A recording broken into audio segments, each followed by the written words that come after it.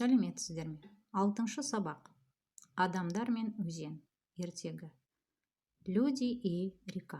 Сказка. Сабақтың мақсаты баяу және анық айтылған шағын хабарлама, хабарландырудағы жиі қолданылатын сөздер мен фразалардың мағынасын түсіну. Тыңдаған шағын мәтіндегі сөйлемдердің мағынасын ажырату. Енді мұқият берілген суретке қараймыз. Суретте не көріп отырмыз? Теперь внимательно смотрим на рисунок. Что мы видим на картинке? Да, мы видим реку, мы видим, как люди купаются, да? Также мы видим мусор. Подумайте, как вы думаете, откуда появился этот мусор? Об этом мы узнаем в конце нашей темы. Өзен, река, өзеннің түбі, дну реки. Жаңа сөздер. Өзен, река, дәмді, вкусный, вкусная, вкусное, вкусный. Асты, снизу, под. Көлшік, небольшое озеро, лужа. Айналады, превращается. Мәтінді рөлге бөліп оқыңдар. Баяғыда өзен болыпты.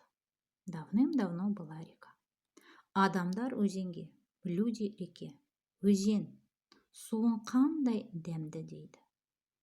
Река, какая у тебя вкусная вода, говорили они. Өзен, река, рахмет дейді. Спасибо, говорила река. Өзен адамдарға су береді. Ағаштар мен гүлдер су ішеді. Река давала людям воду. Деревья и цветы пили воду. Адамдар өзенді ластайды. Люди начинают загрязнять реку. Қоқыс тастайды, выкидывают мусор. Өзеннің астына қоқыс жиналады. На дне реки собирается мусор. Өзен көлшікке айналады. Река превращается в небольшое озеро. Ол адамдарға ренжиді. Она обижается на людей. Сұраққа жауап бер. Бұл сөзді кім, не айтты? Суың қандай дәмді? Рахмет. Ойланамыз. Мәтін бойынша. Думаем. Дұрыс. Суың қандай дәмді деп адамдар айтты. Ал өзен рахмет деді. Келесі. Төменде берілген адам мен өзеннің әрекеттерін анықта айт дейді. Нам нужно определить действие человека и реки. Әрекеттер, действие. Суың қандай дәмді дейді. Рахмет дейді. Су береді. Ағаштар, гүлдер су ішеді. Өзеннің астына қоқыс жиналады. Ластайды. Көлшікке айналады, ренжиді.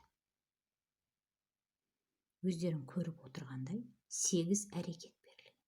8 әрекеттен 2 әрекет қана адамдардікі.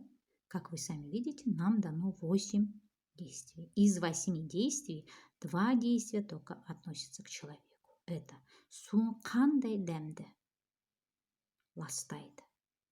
То есть люди, получаются, сами же хвалят реку и в то же время начинают ее загрязнять.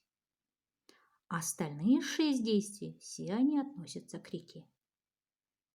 И по этим действиям мы видим, да, как нам помогала река, какую пользу она для нас приносила и что сделали люди по отношению к реке.